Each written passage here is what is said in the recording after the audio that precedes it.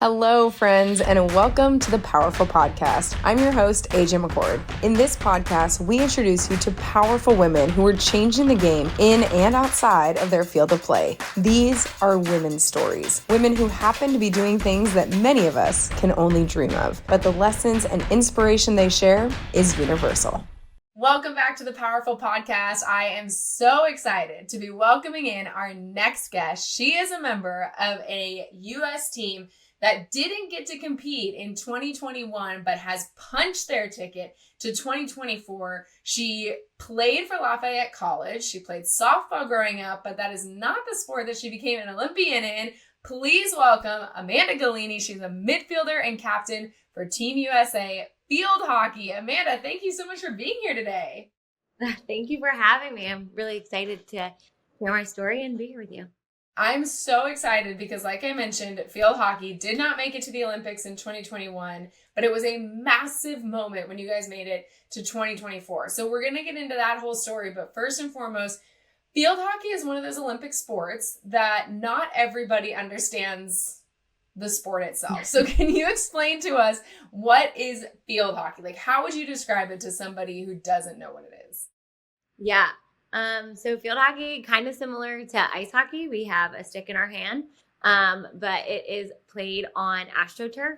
So not like your normal turf that if you went out to your public park and maybe there's a turf there. It's a very specialized turf, and it actually gets watered. The water helps the ball play properly and stay flat. And there's only right-sided sticks. A lot of people get confused and are like, where are the left-sided sticks? And you can only play with one side of the stick. So there's a lot of skill and tactical changes based on like some of those like subsets alone. It's a really fun sport. It's super fast. When it's played well, it looks simple. But it's quite a unique sport and takes a lot of skill, and you're running around kind of lopsided in a lot of ways and super low and trying to be agile. So yeah, it is definitely a fun sport. And if you haven't seen it, I highly recommend. Well, we're all going to tune in Paris 2024 because you guys are going to be back in the Olympics. And like I said, this was a big moment because it requires you guys to qualify in India while you were at the FIH Women's Hockey Olympic Qualifier. And in order to even get to the spot where you could punch your ticket to the Olympics, you had to you did 3 back-to-back-to-back shutouts against your opponents. And then you had to beat Japan 2-1 to lock in your spot. And I think you were like trailing in that game as well. So take me inside that tournament. How did you guys prepare for that moment, knowing everything was on the line? Yeah. I think our coaching staff did a great job of getting us a lot of games in before that tournament to really help us feel prepared going into it. But for some of us, the few athletes that were there back in 2019 when we didn't qualify for the 2021 Olympics, for us, it was really a full circle moment because we lost that qualifier in India, and now here we were back in India again, playing India on their home turf. And so I think for a lot of us, we leaned into that experience and took a lot of pride out of having had that experience, and just tried to really lead our team with composure and knowing that we had been there before. And then I think as a team, we really just locked into our culture and what that meant, and took a lot of ownership and pride in our defensive structures. And I think it was a super fun tournament to play, and there were challenges that were thrown at us along the way, and it by no means was a perfect tournament. But I think it was super special to experience with that group, and something that we've set our eyes on for a very long time. And it was super special. So you mentioned being one of those players who was there in 2019, who did not make it to qualify for what ended up being the 2020 Olympics in Tokyo. Yep. How did you personally prepare for this next tournament, knowing everything that had happened the first time, but now coming into this tournament as very much a leader of this squad.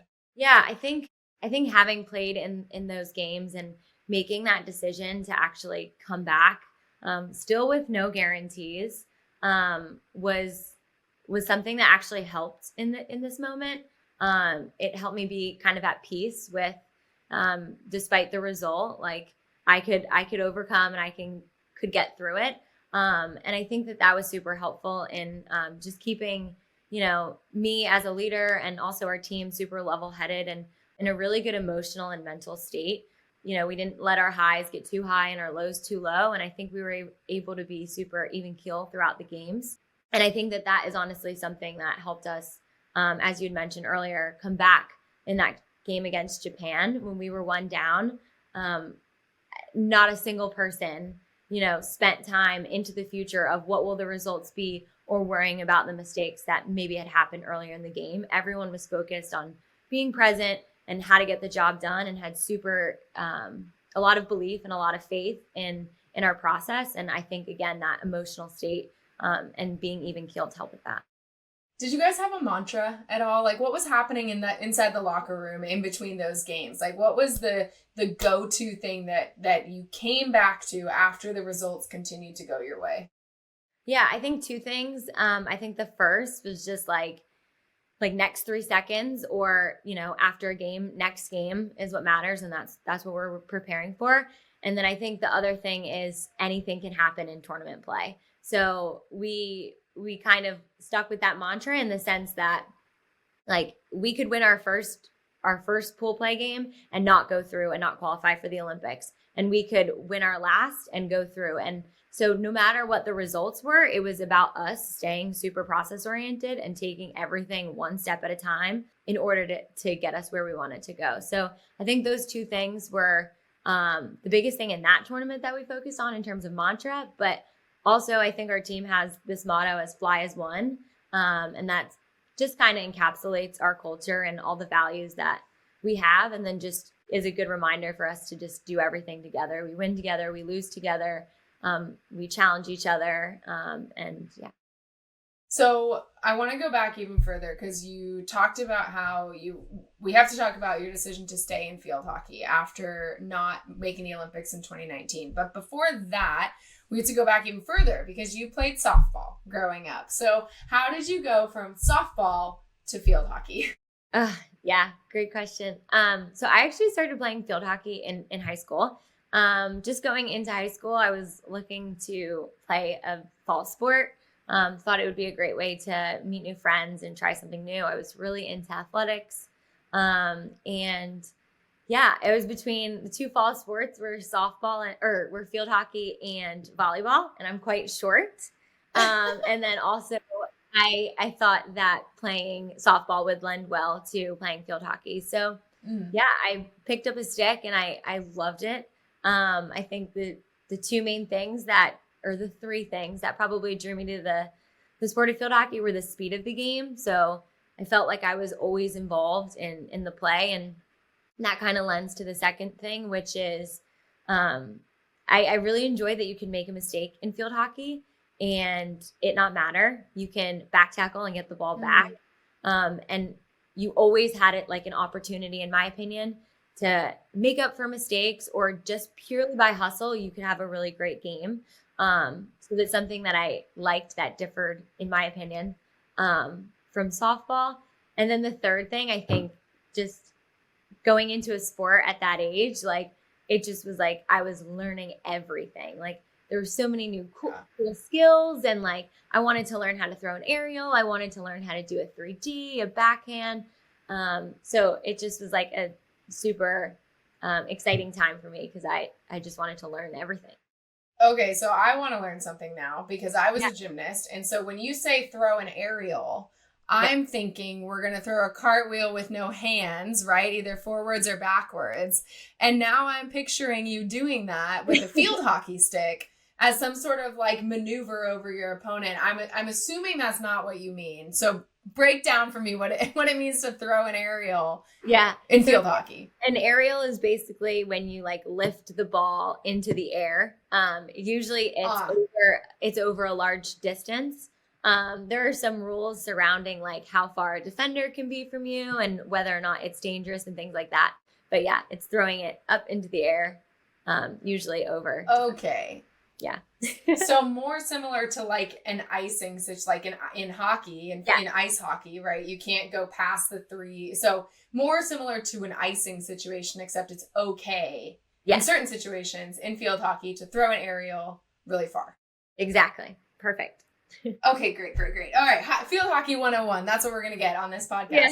Yeah. Okay, so you mentioned one of the things that I think stands out to me, and again, I'm kind of fascinated by this because I was a gymnast, I am a surfer, and so the sports that I watch and competed in were very much perfection oriented, right? Mm-hmm. Like I was raised in a sport culture where I believed perfection was possible, which has required a lot of therapy to unlearn in my personal life. But in my sports life, like I truly believed that I could be perfect. And that was one of the things that I think was both a great thing for me as an athlete, but also definitely took a toll on the mental side, because when you believe perfection is possible and then fall short, there's a lot of worthiness that comes into question. And so one of the things you said, or at least it did for me, and so with field hockey being maybe forgiving is the wrong word, but being a little bit more sort of in the moment, you can make up for a mistake you made. Like, why do you think you were drawn to that style of sport after playing softball? Yeah, I think, well, probably after softball, like in softball, you never know how many at-bats you're going to get, or you never know how many ground balls you're going to get within a game. And so it's not that your like time is more predictable in field hockey, but you just have so much more opportunity. And I think that that's something that really drew me. And similar, like, I think, people make mistakes all the time. And so I think I liked the fact that like, okay, I just need to work hard and it doesn't matter whether I make mistakes. I still have a good game. Like I'm not defined by one mistake. And I think obviously, like, as you mentioned, going up from high school level field hockey to collegiate field hockey to like U21 to then international hockey, you kind of find that perfection and that maybe those moments kind of like minimized where you feel like you have that opportunity. But I think that's a beautiful part of the game. Like no one in field hockey is going to have a perfect game. And the best thing you can do is honestly move on from mistakes as soon as possible. And so, that's something that just really drew me and, I enjoy. Do you feel like, not to get like very deep with this question, but do you feel like you were able to apply that to your personal life more, like you're outside of the lines more? Cause I'm just like, I'm coming back to just how hard it was for me to turn off that perfectionism when I stepped away from the gym or got out of the ocean or whatever it was. Do you feel so I guess I'm curious from the other side of playing a sport where not only is it's not really about the number of mistakes you made, it truly is about the number of times you get back up and make up for it. Do you feel like that has translated at all to sort of the way you approach life outside of field hockey? Yeah, I think so in a lot of ways. I think also just like my path to the national team kind of as we talked about, like was just kind of unique. And that kind of was always the case where I never like from a young age, I didn't necessarily like dream of being on the national team. It came kind of late for me. And I obviously set that dream. And I think when we didn't qualify, that was a moment of like hitting that perfection, like moment, so to speak, where it was like, oh my gosh, like you didn't accomplish what you set out for. Like this isn't good enough. But I do think that also, like you said, I think being in high performance athletics, despite kind of this concept and perspective, you always find yourself like wanting to be perfect and kind of having to like remind yourself that, okay, like it's okay to have balance and, things aren't always going to be perfect and you can't always control everything too. So I think preach that. I think it's a balance, but I think the biggest thing that has translated is maybe more so that like grace for yourself in the process. Like if you're doing all the things that you need to be doing, and you have to have grace for yourself while doing it, I think is the most important thing, at least for me. Yeah, no, that it makes total sense. And so field hockey starts as this thing where you're like, okay, I kind of want to do a fall sport, to then now you're on the U21 team, you're going to play in college. Like, when did field hockey become less about, oh, I'm going to sort of do this in the fall to make friends and like it seems kind of fun, to actually, I think I have some big dreams with this sport? Yeah. So it's funny. I actually just went to a Lafayette field hockey clinic when I was I don't even know, in high school. But essentially my mom, we were going to visit a friend who played at Yale, and we were going up to the Yale camp that summer. And so my mom was like, hey, let's go to this Lafayette field hockey clinic. It's an hour away from home. It's like $25. You just sharpen up your skills before we go to this Yale camp. And it was at that camp where the coach at the time came up to me and was like, where are you playing in college? Like, what schools are you looking at? And that was the first time that I realized I was even capable of playing in college. Because being in the softball world since I was very, very young, everyone is like looking to get recruited and talking about college, like playing in college from a very young age. So I just didn't realize necessarily like that it was possible to start this late and go play Division I. And so then it was at that point where then my parents and I started having conversations of like, okay, what is this like? What does this look like? Could I even be a dual sport athlete? Is that a possibility? Is that what I want? What sport do I want to play? Like, do I have a preference? And yeah, so then those conversations started to happen, and that's kind of where I had to like navigate and do some self-reflection, and was like, no, I want to play field hockey, and I really love this sport, and for all the reasons that I mentioned before, and I want to see where I can go with this. So you go to play at Lafayette, you're a field hockey star, if you will, at Lafayette, and then you decide to take this route to the national team. And walk me through, so like that was 2017, right? Was when you joined the national team at just out of college, so like 22-ish. So now take me inside 2017. You've got 2 years until this qualifying event. How big of a deal was it for field hockey to miss that 2021 qualification? Yeah, I think it was a huge deal. So coming out of college, the team had just gotten back from Rio in 2016, where they finished fifth, and that was really awesome and like historic for the U.S. team in a lot of ways. And so I think going from that to then joining the team, and then being a integral member, so to speak, for those years leading up to the 2019 Olympic qualification, it was a big deal that we kind of weren't even on the international stage in that regard. And so, yeah, it's super obviously exciting to be back and like come full circle.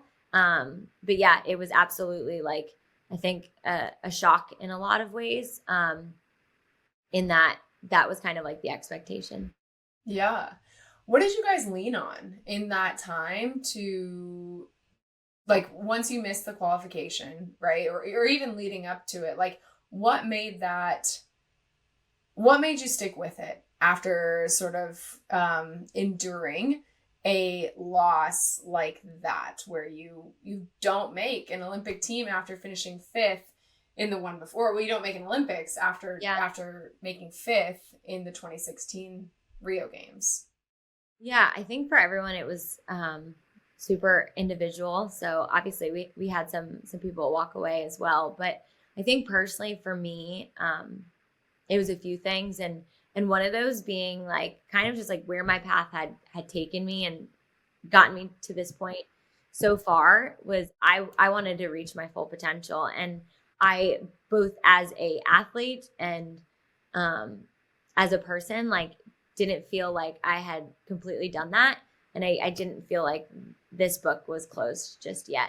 But I also think that that decision came with a lot of challenges, both in like, okay, you're going to do this again for the next 4 years, and there would be absolutely no guarantee. And there also comes with a lot of sacrifices along the way through that. And then also our team had gone through a lot of transitions. So we ended up moving locations. We went through various coaching staff. And so I think the other thing that really kept me going through all those challenges and obstacles was this idea that like I felt like that experience had lend me to lead this team in a way that I didn't want anyone else to experience what we experienced in 2019. And if I could be a part of helping others not experience that, that was something that, in my opinion, would be worthwhile. So yeah, I'm obviously glad I stuck around. But it definitely came with a lot of, challenges, doubt at times. So yeah.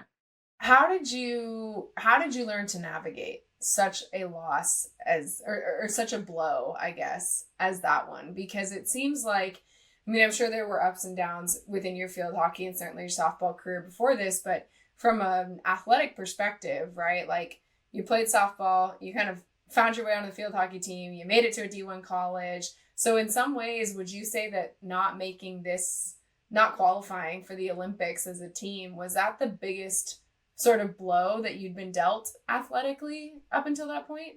Absolutely, without doubt. Yeah. And I think something that people don't always realize, especially in our sport, is you train 4 years, obviously, right, to go to the like in the hopes of going to the Olympics. But in a lot of other sports, they get to just go back to their professional leagues if they don't make that Olympic roster.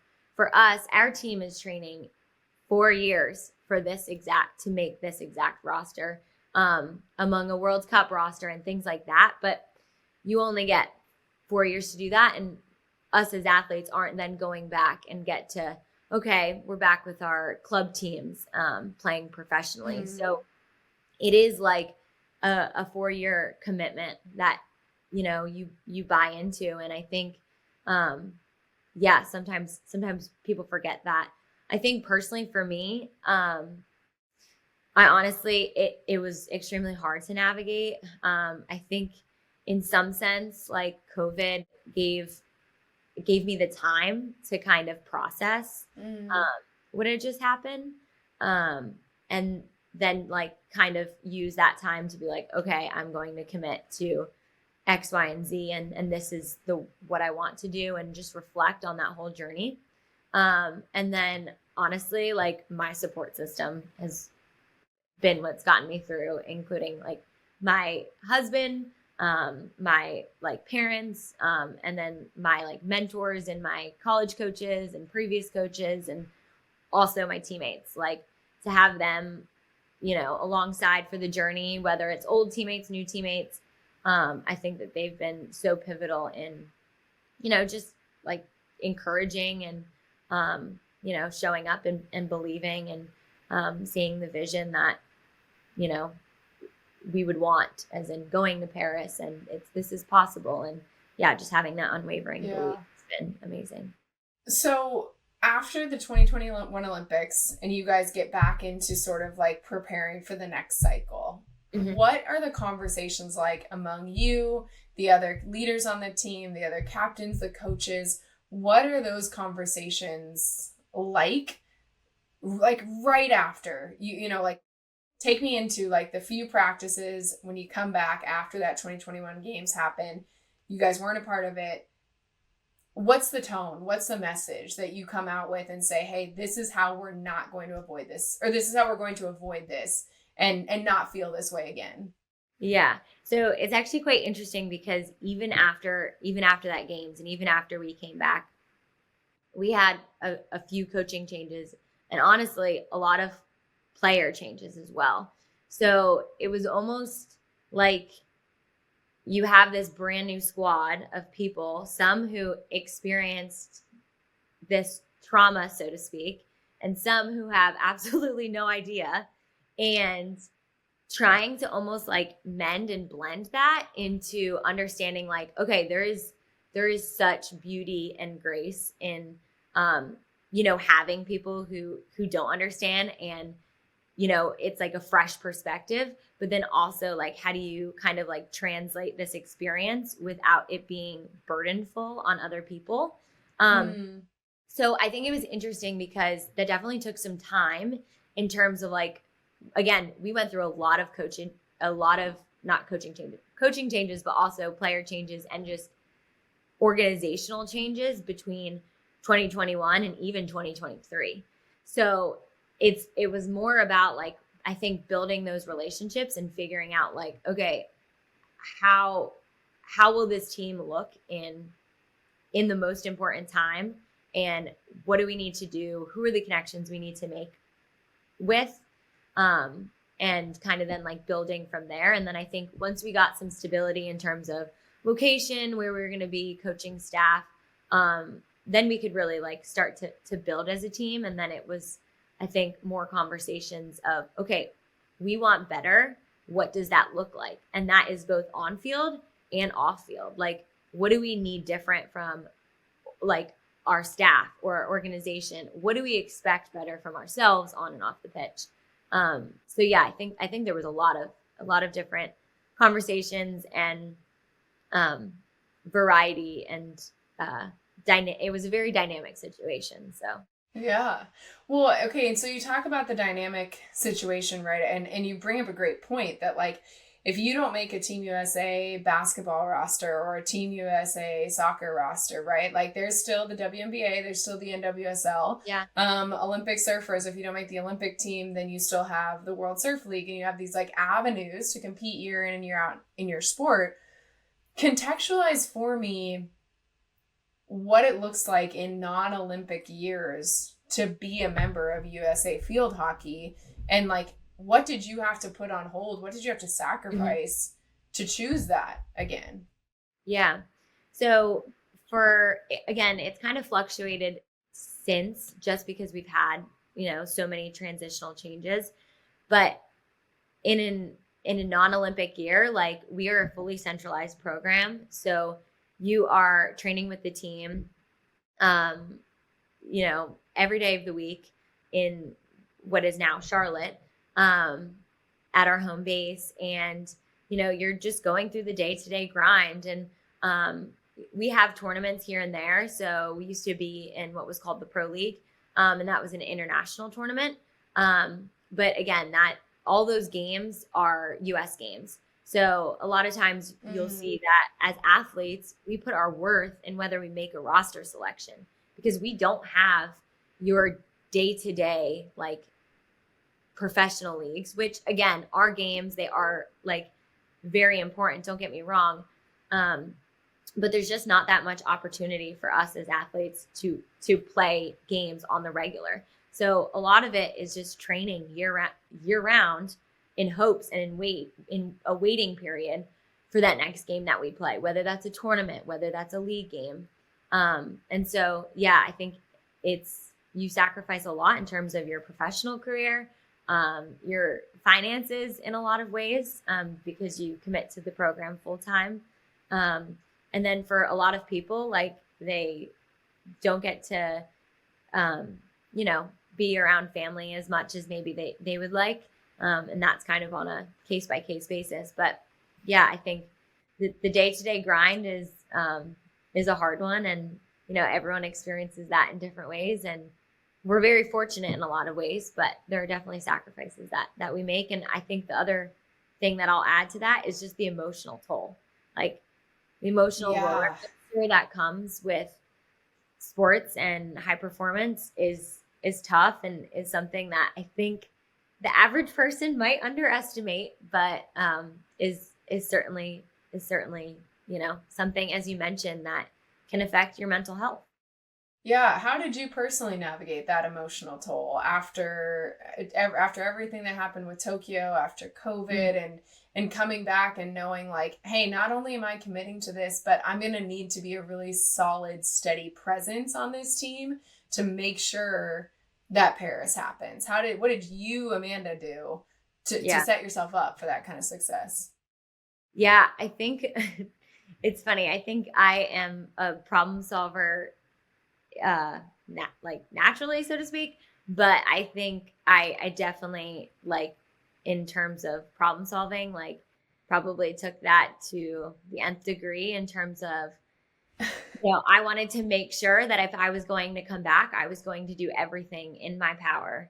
And if the same result happened, then so be it. But I'm gonna have the hard conversations, whether or not I like it, because that's the only way that we're gonna get to where we want to go.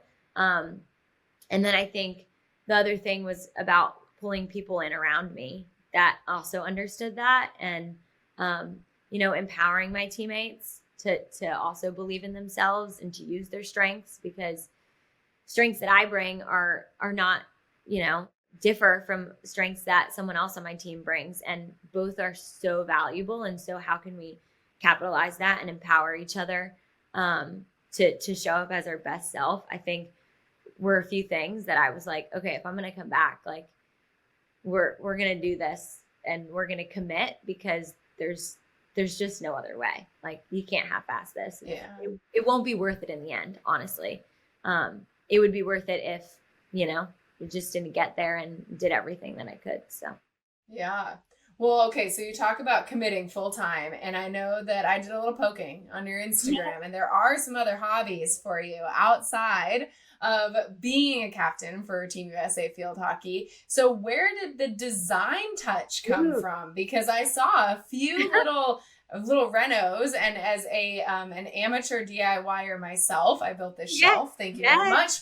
As an amateur DIYer myself, where did that come into play? Yeah, so actually back when we lived in Lancaster as a team, I got my real estate license. And so that kind of like, I think,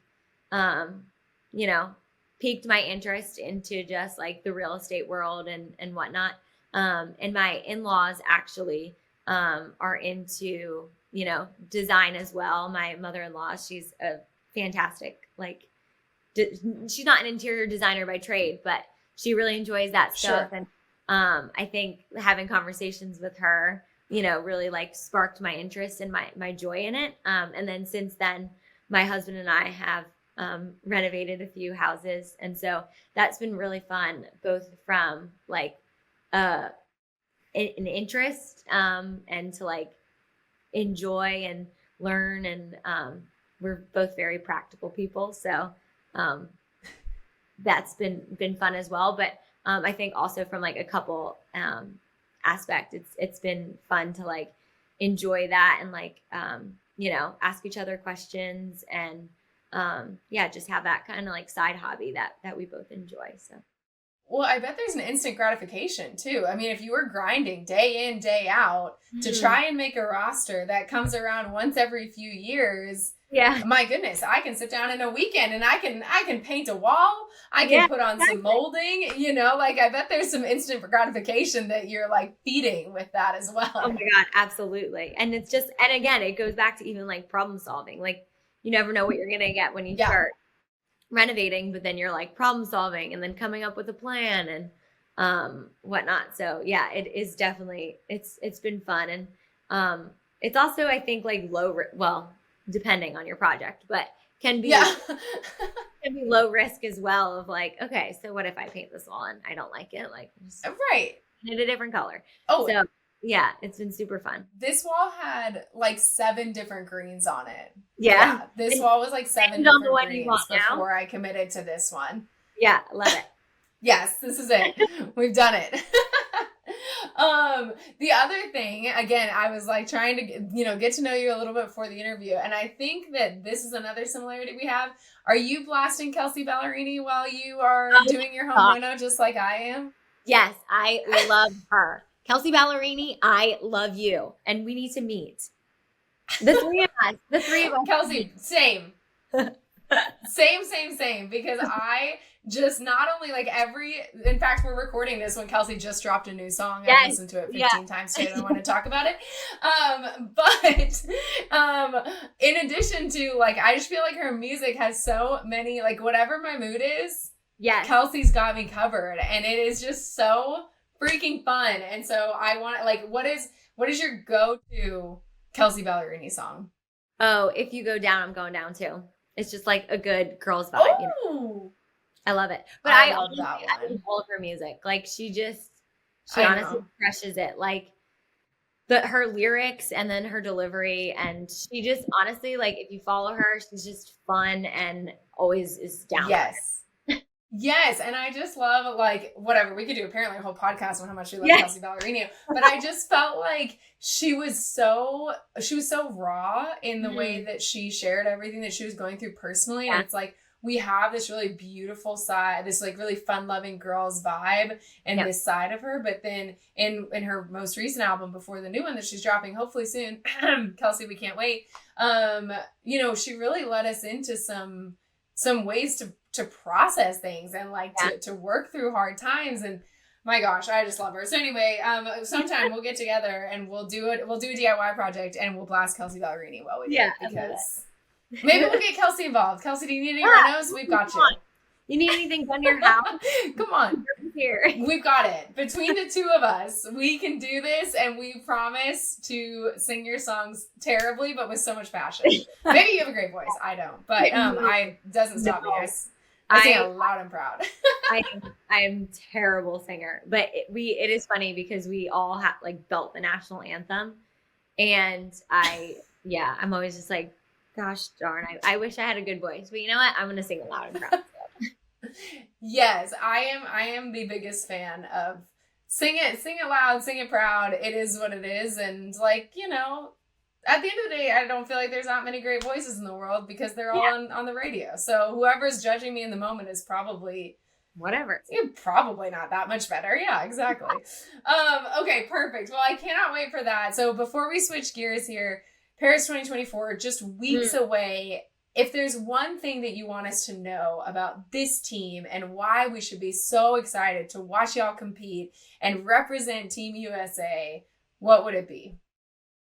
Well, two things. One thing is maybe it is why you should watch us, but I think every single athlete that is going to take the field, and even, you know, our team is 28 athletes and only 16 get to go to the Olympics. But every single athlete on our team has such like an inspiring story. And I wish more people knew every single athlete and what they've overcome and to get to this point. And those that, you know, haven't made it, what they've overcome in their personal lives. So I wish I could share everyone's stories. But this is such an inspiring group, and I am like so extremely grateful and honored to lead them.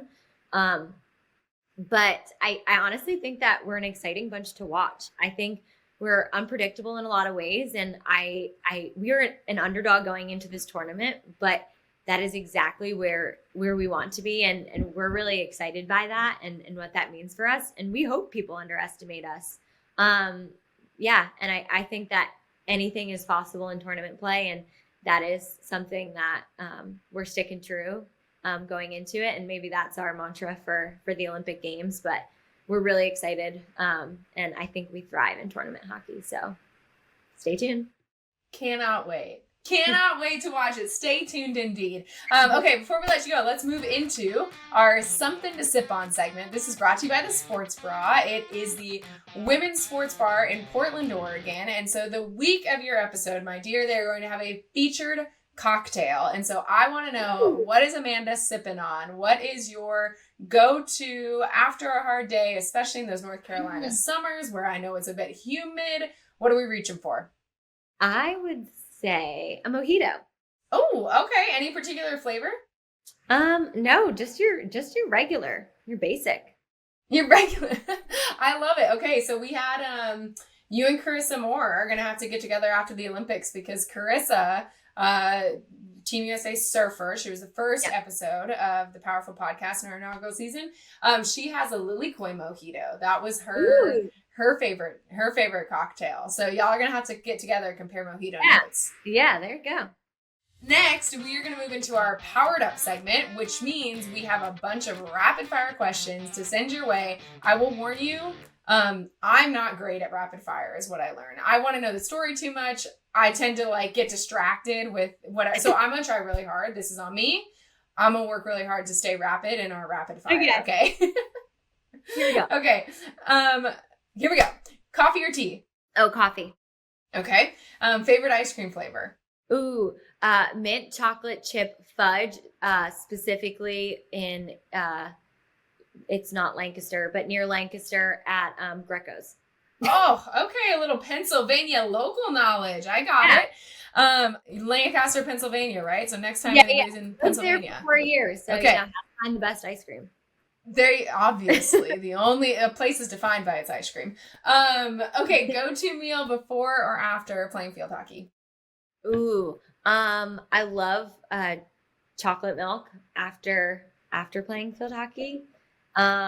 But you said favorite meal, and this is not after field hockey, but the first thing that comes to my mind is chicken parm. You said chicken parm? Yeah, I don't eat that after playing, but that's favorite meal. That's my favorite. Okay, so that works. See, that's perfect. Well, at first you said chocolate milk, and I was like, I said meal, right? Like, man, that's not a meal. No. Chocolate milk is absolutely not a meal. But it is something that I love having when I come home, like post practice. Okay, perfect. So we really like worked our way through that question. Yeah, I'm obsessed. Okay, are you a night owl or an early bird? Ooh, early bird. But honestly, I get into routines, so it becomes one of the other. But early bird. Okay, fair enough. See, you're not as good at this as I am either. That's great. What is the favorite place that your sport has taken you? Ooh, the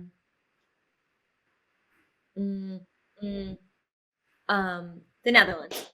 Oh, that's cool. That would be really cool. Okay, if you were, I like it. If you were not a field hockey player, and it doesn't have to be softball, but like this is like what did you want to compete in the Olympics in? Doesn't have to be something that you actually think you'd be good at. But if you could choose anything to be good at, what would your other Olympic sport be? Tennis. Tennis. Okay, I like it. What is your favorite dessert? Ooh, ice cream. Ice cream, me too. Okay, and what is the best piece of advice that you have ever gotten? Ooh, it's this quote about aggregate marginal gains. So it's basically like the idea that, we think things happen in like one standalone event, but really it's the idea of like you make decisions every day, and you can make decisions that will, get you to where you want to go or take away, and none are necessarily right or wrong, but it's the aggregate marginal gains that add up. I love that.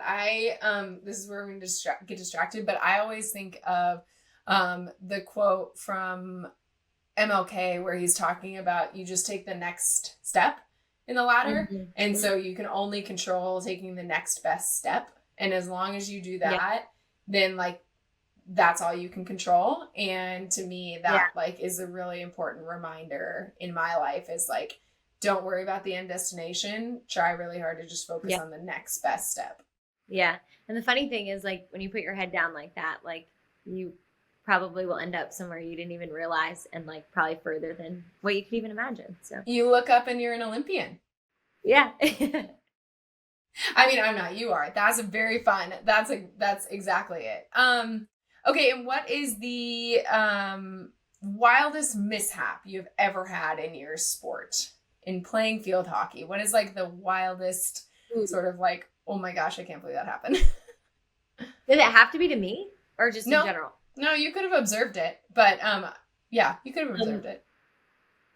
So like a skirt splitting down. So we wear kilts and a skirt like splitting down the butt crack in the middle of the game. How does that happen? Dude, are we pulling on each other's skirts in field hockey? No, I think it's just like an accident. Like, I don't know. The material, wild. I have no idea. But that was a wild mistake. That qualifies as a wild mishap. Okay, and then the last question is a two-parter. The first one is, this is the Powerful Podcast. We're all about highlighting powerful women in sport. And so what does powerful mean to you? It's a good question. I think for me, powerful means like empowering others to be their best self. And so I think that can look like a lot of different things. That can be encouraging someone, that could be challenging someone, that can be just getting to know someone and building that trust to then be able to eventually challenge them or help them in times of need. But yeah, I think powerful is like making an impact. And that's, in my opinion, the most powerful thing is to make an impact on people. When do you feel the most powerful? I think I feel the most powerful when I feel connected to others and like my teammates and things like that. But I also think I feel powerful when I am like really living out my truest values and just acting like with integrity and knowing and like trusting that what I put forth is like a good representation of who I am and who I want to be. I love that. Amanda, thank you so much for joining us this week. Cannot wait to root you guys on in field hockey, Team USA, the underdog. We absolutely love it and fully believe that you can bring home that medal. Yeah. Thank you so much for having me. I really appreciate it. And thanks for sharing the story. Of course. Okay, we'll see y'all next week. Thanks for joining us on this episode of the Powerful Podcast. This is a reminder to check us out every Tuesday all summer long, everywhere you get your podcasts. And if you really enjoy this and don't want to miss an episode, be sure to hit that subscribe button.